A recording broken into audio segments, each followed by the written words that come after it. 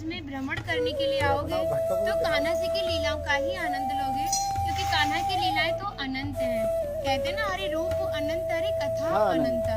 लेकिन जब भी आप भांडीर वन में प्रवेश करोगे, कभी शास्त्रों का अध्ययन करोगे या किसी के मुखार विंद से श्रवण करोगे तो ज्ञात होगा कि भांडीर वन में एकमात्र लीला नहीं है, यहाँ पे हमारी 14 लीलाओं का उल्लेख है। प्रथम लीला श्री जी के विवाह की मानी जाती है, लेकिन सबसे बड़ा ग्रंथ श्रीमद् भागवत जी को माना जाता है। आपने उसका अध्ययन श्रवण किया हो तो राधा रानी का नाम उसमें आता है नहीं आता? श्रीमद् भागवत में नहीं आता, बिल्कुल नहीं आता, क्योंकि सुखदेव जी राधा रानी को परम गुरु मानते थे।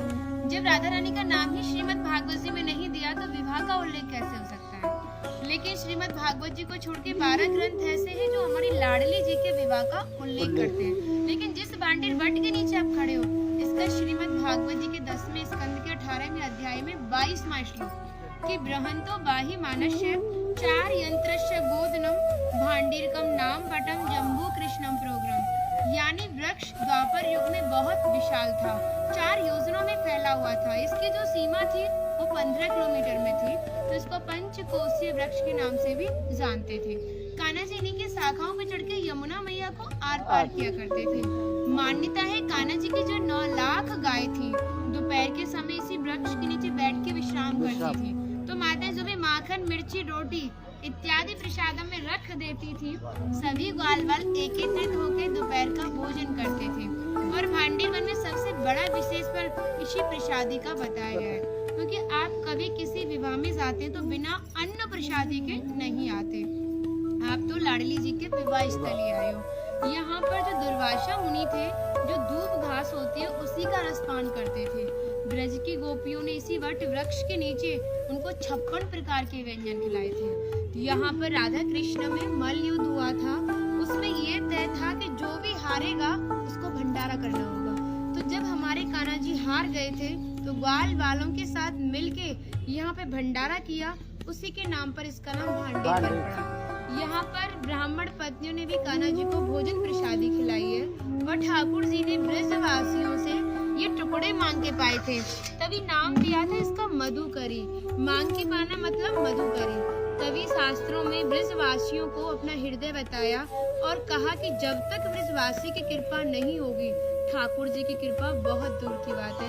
यानी सर्वप्रथम ब्रजवासी की कृपा होना बहुत जरूरी है, जब ही हमारे ठाकुर जी हमारे ऊपर कृपा करते हैं। हमारी राधा रानी ने स्कंद पुराण में इस स्थान के बारे में ये कहा था कि जो भी गुप्त वृंदावन आएगा वो मोक्ष को प्राप्त होगा।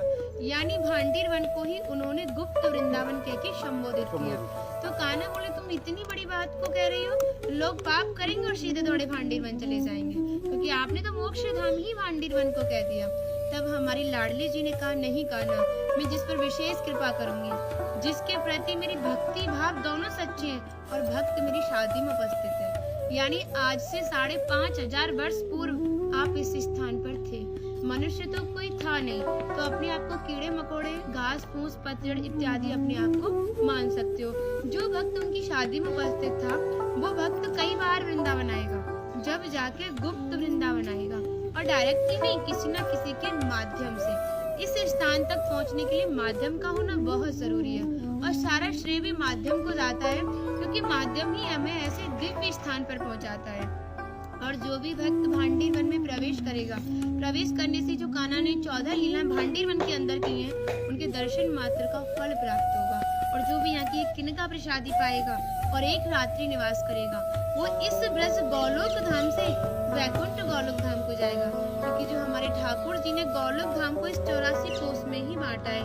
आप यहाँ पे जो भी दर्शन करोगे वो प्रकृति की देन के हिसाब से और मानव निर्मित दर्शन है, लेकिन आप गौलोक धाम में जो भी दर्शन करोगे वो ठाकुर जी के हिसाब से है। जैसे गर्ग संहिता के 6वें अध्याय का नाम है गौलोक खंड, आप उसका अध्ययन करोगे तो भांडीर वट का एक दिव्य वर्णन का अध्ययन करोगे।